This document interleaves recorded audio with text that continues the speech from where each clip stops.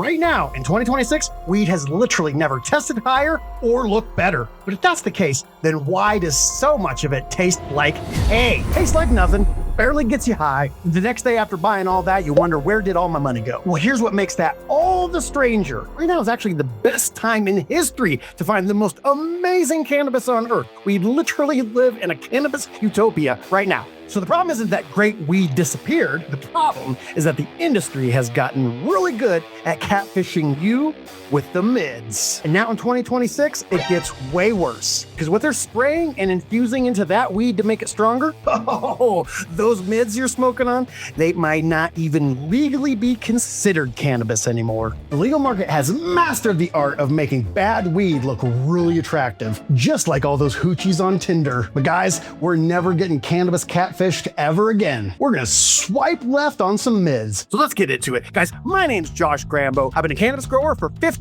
years. For the last 3.5 years, I've been obsessed with studying, teaching, and researching this amazing cannabis plant. And I cannot wait to get you that sativa uplifting bud that you've been desiring for a long time. Now let's get into it. So old school MIDZ used to warn you. They were brown, they were airy, weak smelling, badly trimmed, sometimes full of seeds, and not the one that you want to plant to get the dank. Now modern MIDZ are different. They can be purple, dense, perfectly trimmed. Then you light it, and oh boy, does that flavor disappear. The smoke is harsh, and the feeling is generic. And 20 minutes later, you barely remember smoking it. You could literally just look at a bag and know that it was not what you wanted. Modern MIDZ are not always ugly flower. They're flower that looks complete, but delivers an incomplete experience. Because every aroma and visual signal the pot gives off can be misunderstood. Let's start with everyone's favorite, the frost. Frost that you're looking at, those are actually trichome heads. The trichomes are what contain all the things that we actually want in good flower. All the cannabinoids, all the terpenes, that THC you kids love these days. So then there's density. Density can be from amazing genetics, perfect lighting, and just general plant health. They can also be bred into rat genetics to make them look appealing in photographs. Just remember, density is structure, not flavor.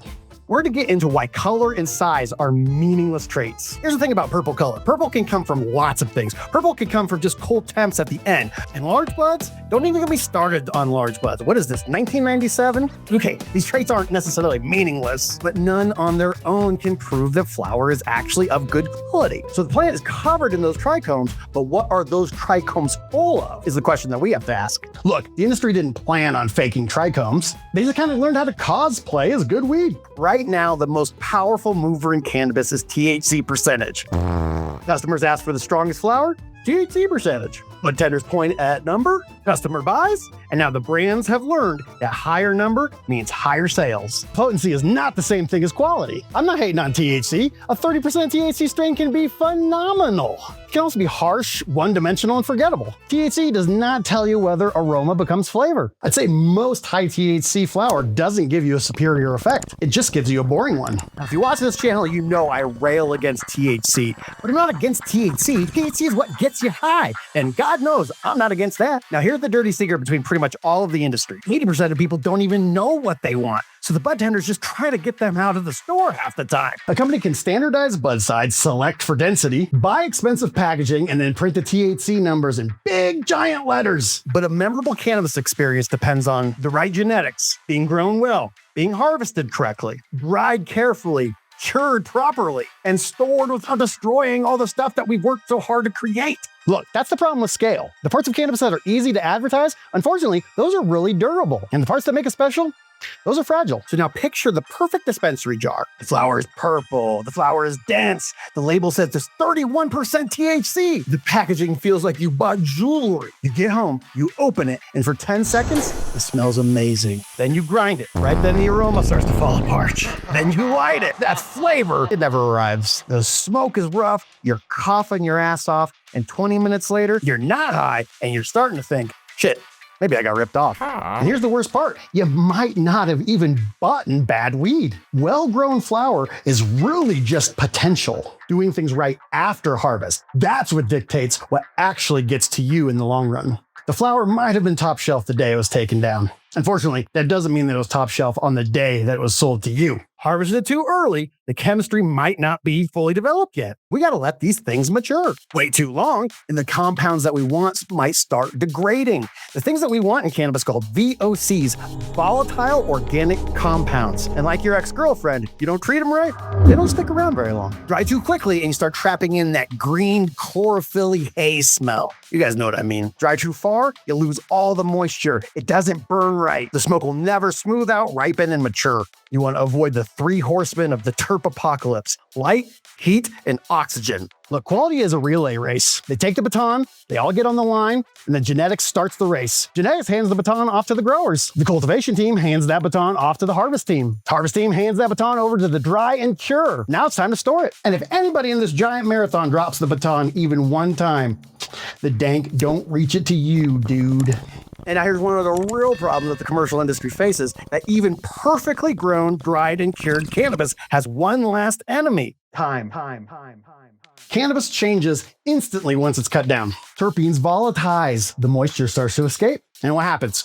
All those cannabinoids and terpenes, they start to degrade. Every hot room, weak seal, bright display, every extra month on the shelf, each piece takes a little something away. This is why harvest date matters way more than packaging date. The packaging might be new while the flower is old. Think about it like this: a fresh haircut doesn't make you younger, and a fresh package doesn't make the weed younger. So why does the industry allow this? They're trying to make money. Well, it's because the real top shelf is very expensive to protect, and 80% of people don't care anyway. It's not that they don't care, it's that they haven't been educated. They've never even seen the good weed. Man raised on saltines don't know nothing about a Ritz. God damn, it's a good crack.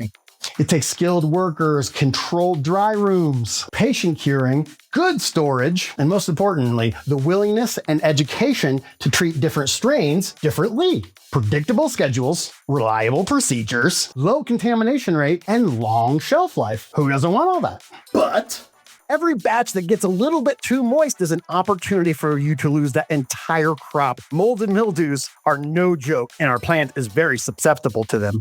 So that's basically it. The industry rewards flower that finishes quickly, yields heavily, and tests high. Then, if it survives the transportation and looks good on that glass shelf, boom, you got yourself some weed. Now here's what's important. The consumers, you guys, you didn't create this problem, but we learned to shop inside the system. And once you're inside the system, it's all politics, Johnny. And the market paid attention. When customers reward numbers, producers chase numbers. When we tell them that branding matters more than flavor, they work on the branding, not the flavor. And I kind of get it. Markets can only scale on metrics, things that can be measured and advertised. And that's what's unfortunate, is that the best part of cannabis sometimes is hard to fit on a label. But the system doesn't have to hate quality. It has nothing to do with hate. All it has to do with pricing out the people that would care to enjoy that quality. So it's kind of on us. We asked for the highest THC. We acted like bud density was some sort of certificate. We chased the purple flowers. We chased the strain names. We chased the celebrity endorsements. And I get really hung up on flavor and all that sort of stuff. It's because I really enjoyed the terpene effect of it. I got such a high tolerance with weed. Weed's more like aromatherapy. Anything can get you high, but when it tastes the way I want, marron, huh? So real top shelf is an experience grade. How did it make you feel? That aroma that we've been talking about, it should have an identity, not just being loud. Flower, in order to last, it should be properly dried, moist, not brittle. And that's why you want to cure it. You want that smoke not to be so harsh that you just cough your ass off. You want it to be very smooth so you can appreciate those subtle notes inside there. Good cannabis, very subtle. It's just like wine. Flavor should have character. It's like the skin of white grapes. Most importantly, it should be memorable. All you remember was the THC percentage. Well, then the labeling did most of the work. The grower was really just phoning it in. So what does top shelf even mean? How are we going to grade our cannabis? We're going to start grading cannabis based on effect, not on numbers. So how do we improve the odds of not wasting another $60 on a bunk-ass eighth? Well, here's Josh Grambo's 6 ways of finding the dank at the Dispo. First, can I see the actual flower instead of just a dispensary sample? That display flowers, that's probably been sitting out for hours, if not days. And weed actually might be pretty dank, but that floor sample's not gonna give you a good indication of what it actually is when you get it. Second, What are the top 3 tested terpenes? Do you know? Here's the thing, knowing what terpenes are in your weed, that's actually pretty educated. If a bud tender knows the top 3 terpenes, then I'm gonna give them a pretty good wide berth on the fact that they're educated, know what they're talking about, and actually can give me a halfway decent recommendation. Turd. Was this hand trimmed or machine trimmed? Once again, if the bud tender actually knows things about how it was grown, whether it was hand trimmed or machine trimmed, not the hugest deal in the world on the final product, but it's a big indicator on what the bud tender knows. So if the bud tender tells you this is really dank and it was hand trimmed, I might decide to believe both. Fourth, how long was this dried and cured? This one's tough because not all strains need the same dry and cure. Things like OG, the old OG Kush, it can be pulled off the plant right there, bucked, smoked the next day. It's gonna be dank. But things like those 16-week, 20-week hazes, man, they need cured. They need time for that chlorophyll to break down. They need time for the flavor to mature. Fifth, I see that you got a THC percentage test. Did that come with a terpene percentage test? Can I see it? Honestly, this one should be easy. They should just have it sitting there. People write the THC percentage right there by the flower, but they keep the terpene profile underneath the shelf. Sixth, if there was no such thing as THC percentage, what product would you recommend? Because there was a time where you didn't even have a clue how much THC was in weed. Not only did you not have a clue, you didn't care. Let's get back to those days. Let's get back to shopping by dank. How's it make me feel? Oh, it makes me feel good? I'll take that. And finally, now it's on you. The bud tender have done the best they can. When you do smoke it, pay attention. Did the aroma become flavor? Did the effect actually feel distinct? Was it what you wanted? If you randomly saw that flower out in the world, would you recognize it? If you smell it again, taste it again, would it be the effect that you were looking for again? Would you buy the same batch twice? Maybe think about going back right now and grabbing some more. The good stuff tends to go fast. Well, if you've answered affirmative to all those, then you know you probably have yourself some dank. And that's how you identify quality, not marketing. The dank is out there, my friends.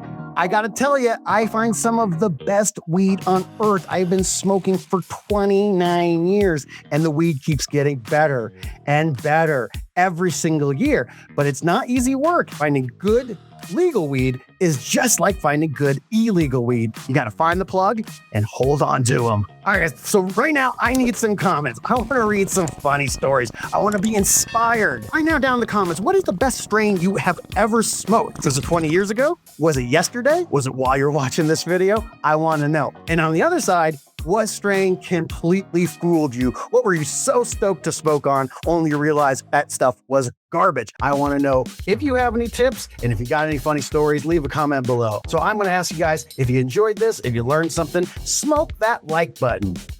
Subscribe if you vibe. Cannabis content gets pushed into the shadow realm, and if you don't subscribe, you won't even know that we exist. And you see that share button right there? Man, roll this video up and pass it to a friend, because sharing is caring. My name's Josh Grambo. This is Grambo Grows. Oh, and most importantly, if you only smoke sativas, I have some good and bad news for you. It turns out